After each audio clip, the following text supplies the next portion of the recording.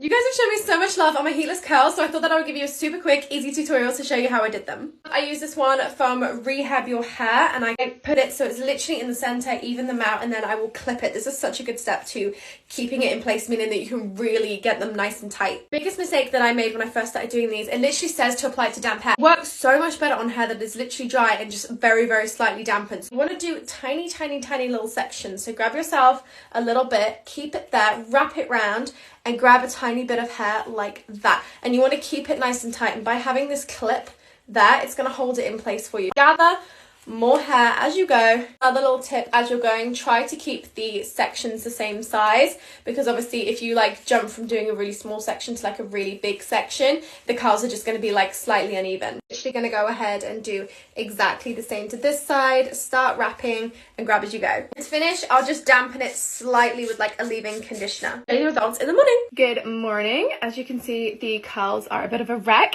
from where I've let in them. Pull them clean out.